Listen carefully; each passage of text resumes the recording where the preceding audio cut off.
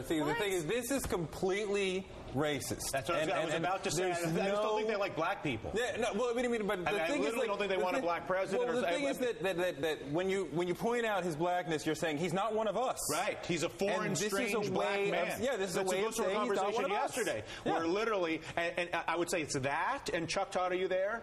I feel like there's also an aspect in recent history where power in this country is exchanged by destroying and distracting. Power in this country is not accumulated through achievement. Power in this country is not accumulated by way of solving problems for the American people. Power in this country is accumulated by destroying those around you so that there's no one else to have power. And I feel like what you're seeing here, and if I don't have Chuck, maybe I've got Jonathan. Yeah, I'm here. I've got both of you, actually. And you guys know more about this than any of us, or certainly than Toure and I do. But this, to us, strikes of racism. In the very least, he's foreign, he's alien, he's not familiar. I want my country. He's the other.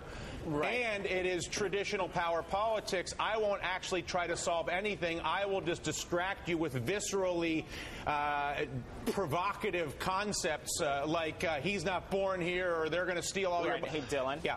Dylan, it's Jonathan. Yeah, hi. So, Contessa, I'm very happy that you brought up what the woman said later on in that clip when she screams, "I want my country back." Yeah. Because it reminds me so much of the McCain-Palin rallies in October when you had people screaming in the audience, being ginned up, screaming, you know, string him up, kill him, and adding to this sort of fervor and sense in the country that some alien, some foreign person was trying to take over the country. And, you know, remember when Chief Justice Roberts flubbed the oath of office and the president redid the oath in the White House a few days later, you know, and I think it was done to guard against the sort of crazy fringe that would question the legitimacy of his presidency. And by having people question whether he was actually born in this country, I think furthers that, and which is why I thought Chris Matthews' interview with that congressman who introduced the bill requiring people to bring forth their birth certificates,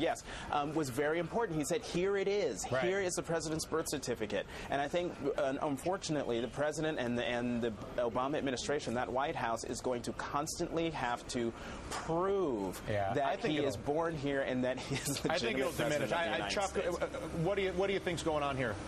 Well, I'll just say this is the downside of the internet, because it gives a voice to what used to be relegated to crazy low-end or high-end AM radio.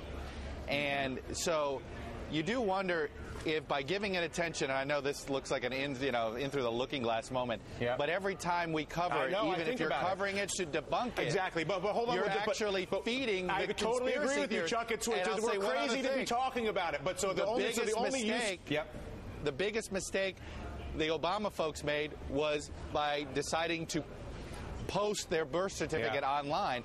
It only fed the conspiracy theory, and I wonder, I asked them about this the other day. Do you regret ever posting it? They say, no, we thought that was the way to try to shut it down.